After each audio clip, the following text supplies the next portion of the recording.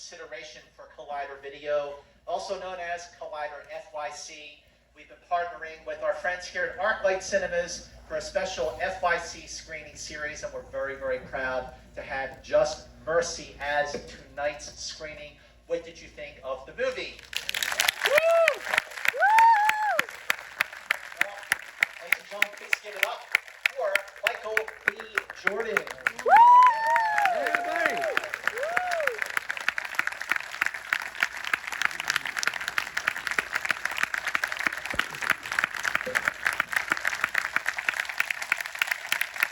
And ladies and gentlemen, please give it up for Jamie Foxx.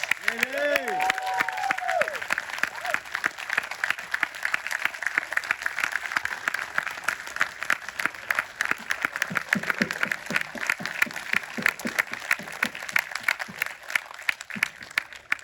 Well, first of all, first question is not only how proud are you of this movie, but how important is this movie to you? Michael, let's start with you. How proud of my movie, how important is this movie to me? I think it's extremely important to me.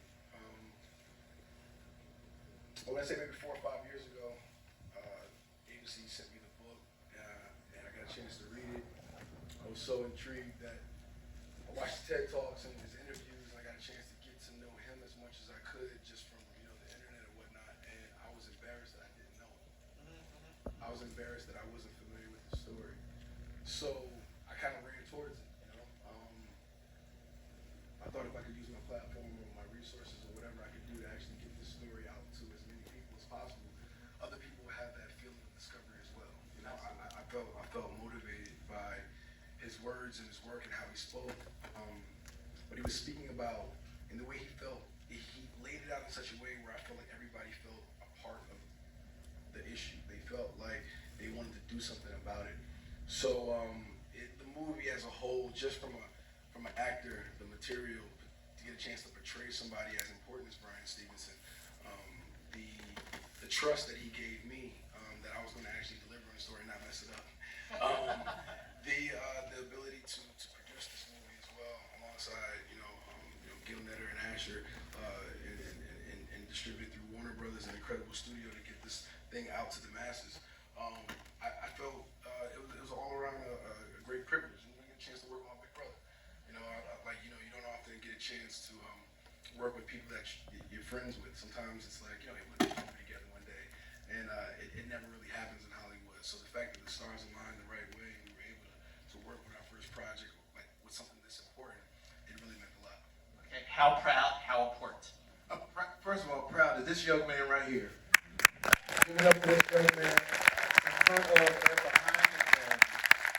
I've known Michael B since, he was this, before he had all this. All this vaccine. Don't try to flex. Boy, don't flex on me. Before he had all that, when he just had a little tank top and some braids, looked like he was from Hawaii. But what I appreciate about this is such an important film for all of us. And I appreciate what Michael B. Jordan has done. Because if you look at his career, there's not a lot of big time stars that are paying attention. And if you look at what he did in Fruitville Station, think about the DNA he laid down with that. Where he had us all caught up. I tell him all the time, I had some thugs go with me to go see that movie. We was all crying because you touched us in such an incredible way.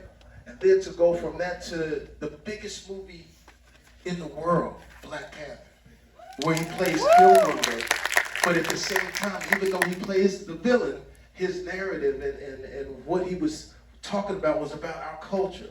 And so now to come to Just Mercy, I think this is the most important film that I've been a part of, because when you talk about the perception of a black man automatically being guilty, this gives us an opportunity to artistically attack it. And I think that's what's needed, is that the fact that you come, be entertained and educated, because these types of stories are so necessary, and the character that he plays, Bryan Stevenson, should be known all over the world. Absolutely, absolutely. When I saw the film in Toronto, I felt the same way. I was like, why didn't I know more about this? And you used the word narrative just now, Jamie. There's something about the story of this film that even though it takes place late 80s, early 90s, the narrative of what's going on here hasn't changed enough. Can you talk about that? What is it about this that makes it so relevant and timely for 2000? You say it's... No, I mean, it's happened, this story takes place 30 years ago, 30 plus years ago, and it's still, like you said, it still happens today. It's, one of Brian's philosophies is close proximity to things.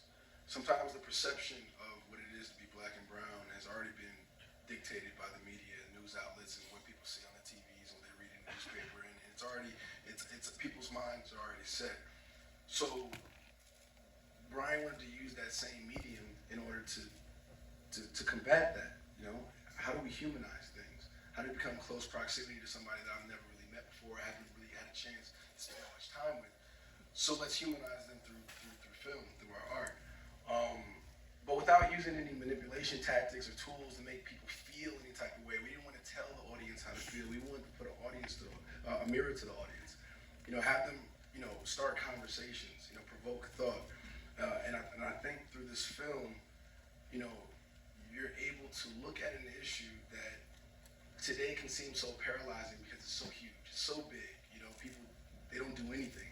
How can I feel a part of, how can I make a difference? How can I make a change? This thing is so above me. But that's not the way to look at it. That's not the perception. That's not the way Brian Stevenson looks at things.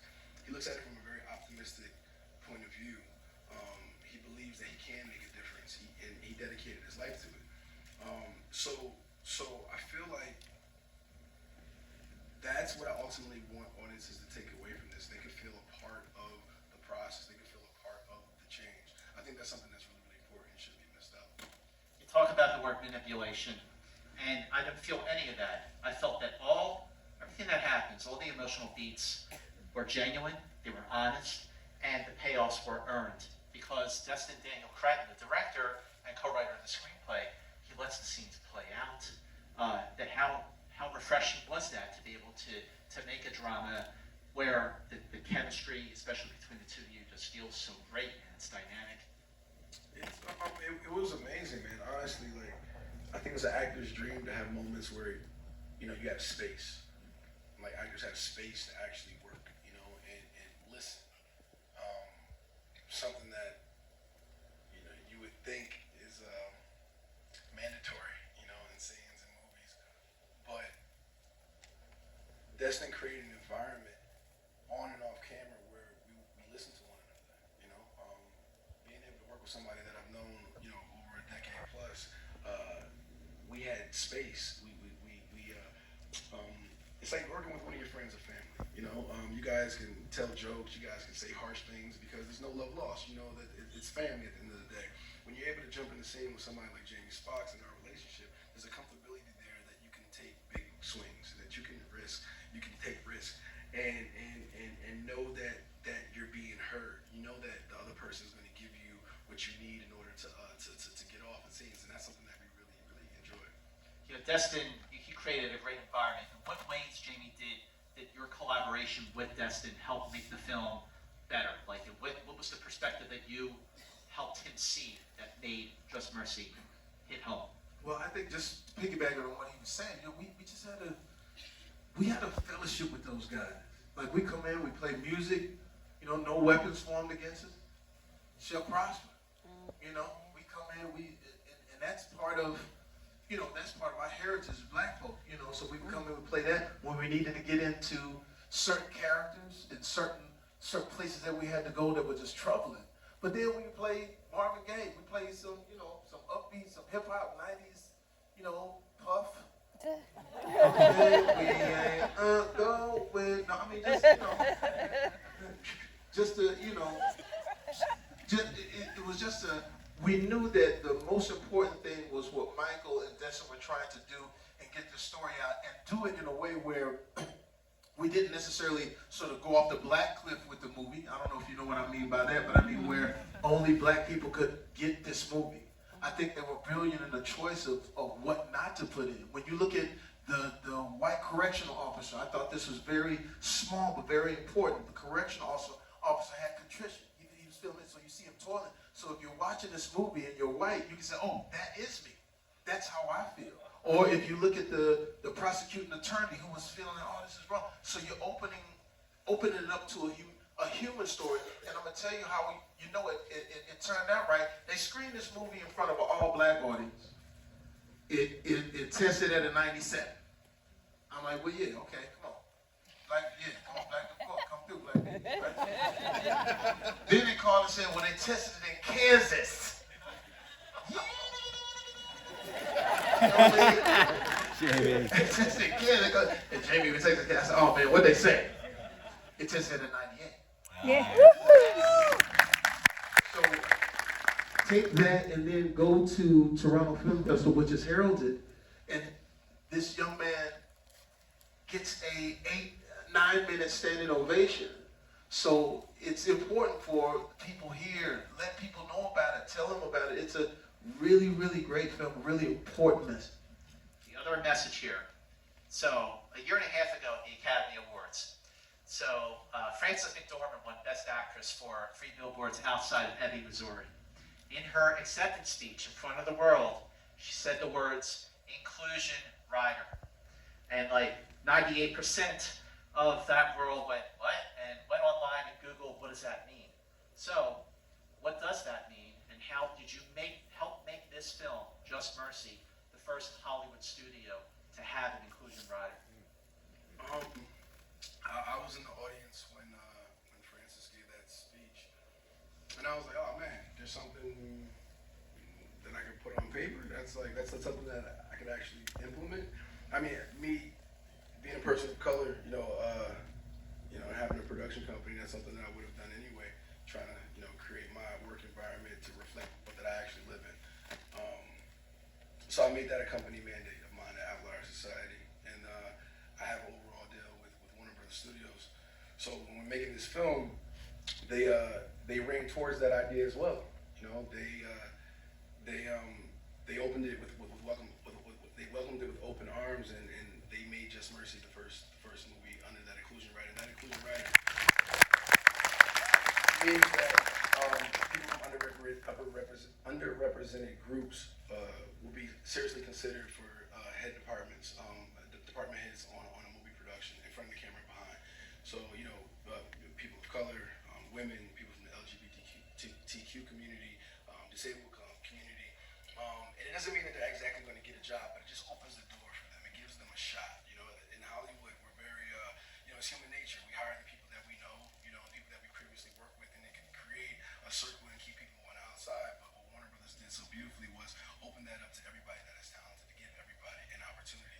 So much that all of Warner Media, we helped them write that company mandate for them as well. So all the umbrella companies under Warner Media actually has that inclusion rider also. So I commend them for taking the first step, and hopefully that sets a precedent across the board to other studios and production companies. Arguably the best studio in the world is taking this step. I think other people will follow. So I think that was extremely important for everybody across the board, and I'm honored to to be involved with that.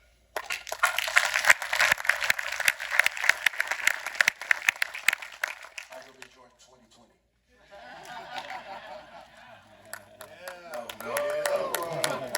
And you'll be the sexiest. Oh, yeah.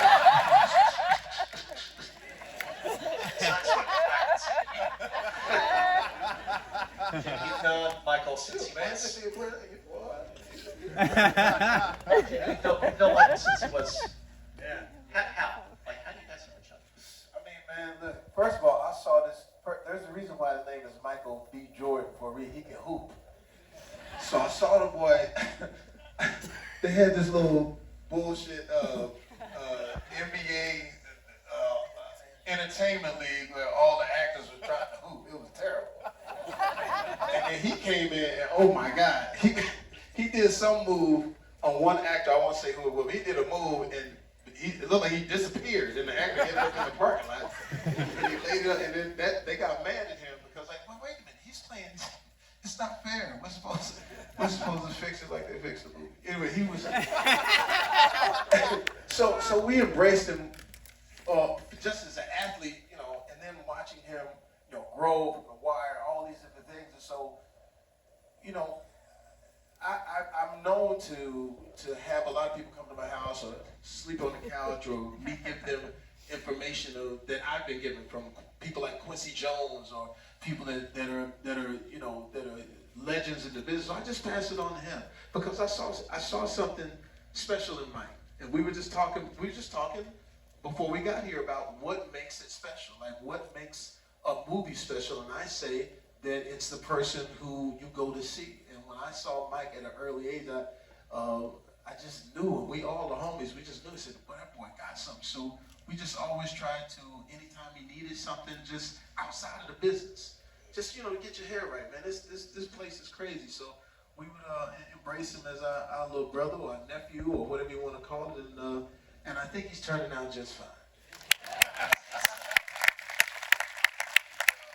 He's always been a big brother. When I first moved out here, echo everything that he said. It was just kind of, LA could be a very lonely place when you're on this journey, this grind of like trying to make it. You gotta have blind faith almost that you're doing what you're supposed to be doing.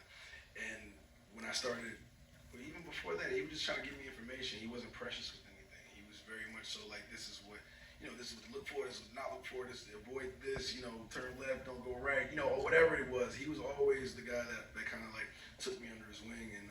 And then when things started to pick up, I think sometimes that's when things get the most hectic.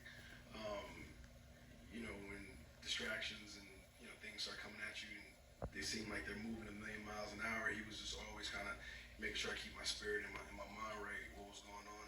And yeah, he was the guy. So when you reached out and you finally had this chance to work with him, and the first scene that you see in the film, the chemistry between the two of you, you feel it immediately. It is so organic and natural and infectious. What was it like to be able to finally work together, especially in a film like this? Yeah, and shout out to Toby Emmerich, who at Warner Brothers, who backed me up big time. Yeah, Come on out, Toby. yeah, he had Toby, come on that one. Yeah, he knows what's up, man. It was a big deal, honestly. And Jamie came through the way we knew he would. But it was awesome, man. To see him, fully immersed into that character. The first time we worked together was the first time Brian and Walter actually met, and that doesn't always happen all the time on movie sets. We shoot out of order, obviously, but the fact that we were able to block all those scenes, in chronological order was a blessing because we were able to actually play that freshness and that newness as we shot the movie. People don't know this, but I had a pinched nerve in my back and my shoulder during the first 3 weeks of shooting. So the first day it was excruciating. Like I was laying on the floor. It was tough. It was like really tough. And Jamie would play music for me. He would play music to kind of get me in the mode. And then rolling action, I would prop myself up and get to go. But it added something to that scene, that kind of that camaraderie.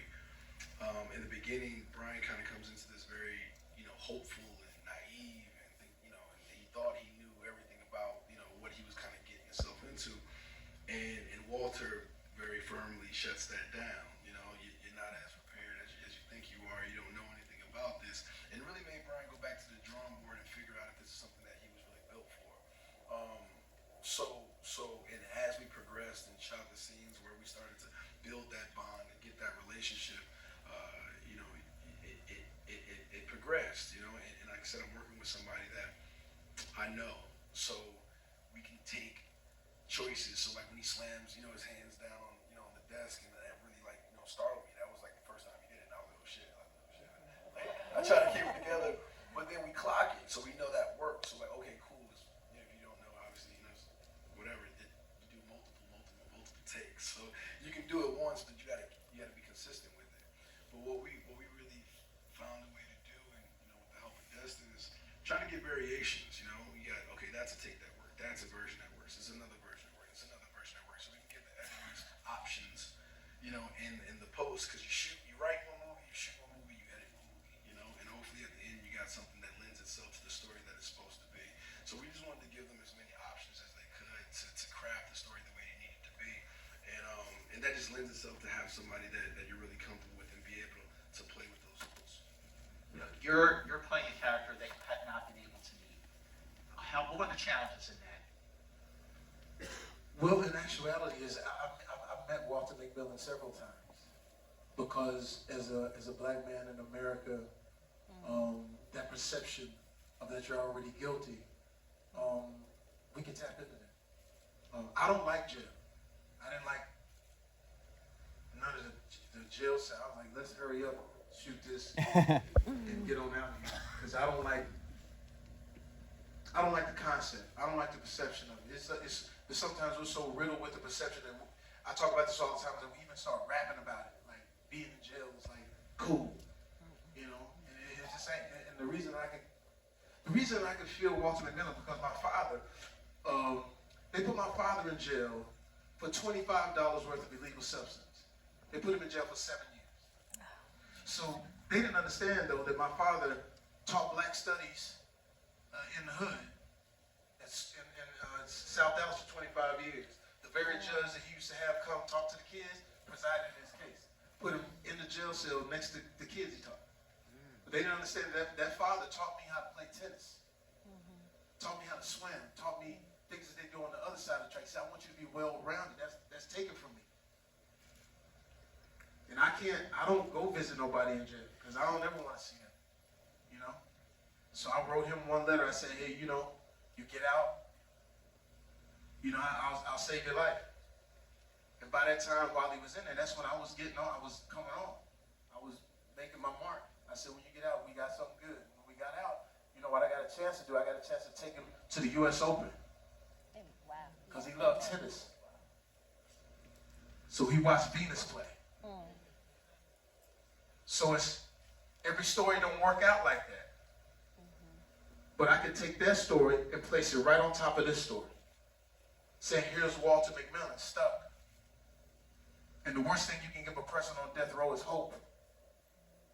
And then hope walks in the form of Brian Stevenson, played wonderfully by Michael B. Jordon. And now we hope that this is the new narrative that we talk about on our social platform.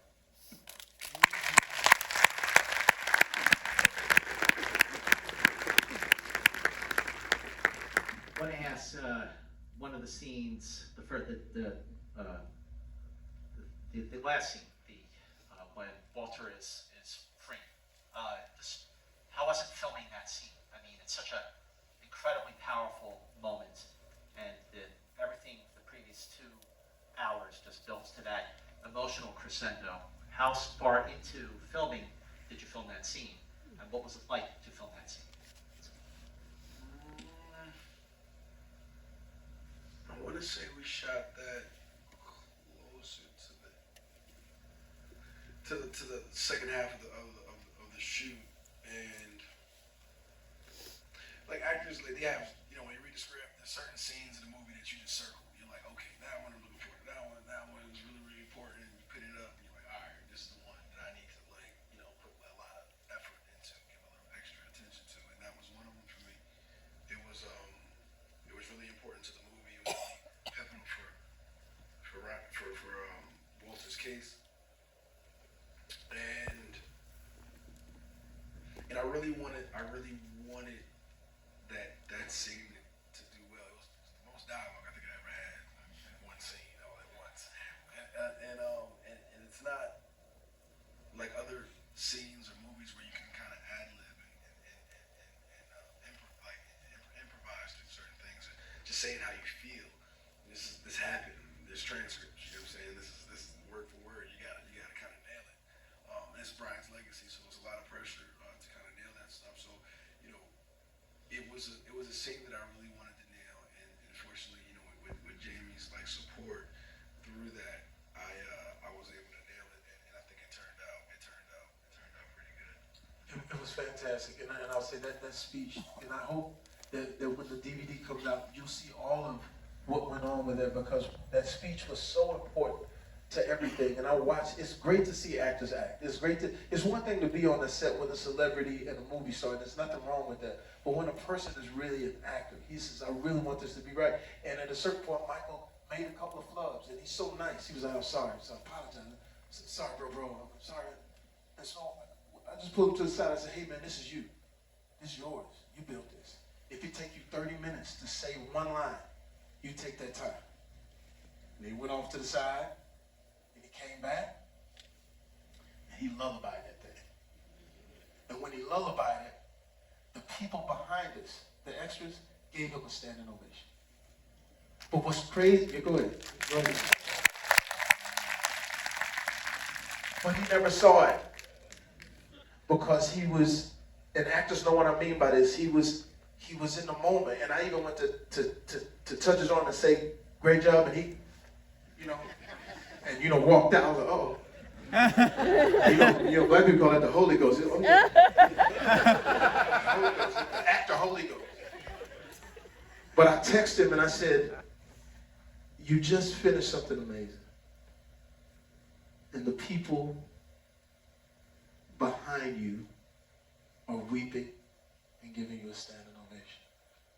And then we get to where you were, Toronto Film Festival, and he gets a 9-minute standing ovation, and he got to see it. Last question. If there's one review that matters, it's Brian's. What did he think? What was it like for him to see the movie for the first time? Yeah, man, he gave me a big hug. And it was,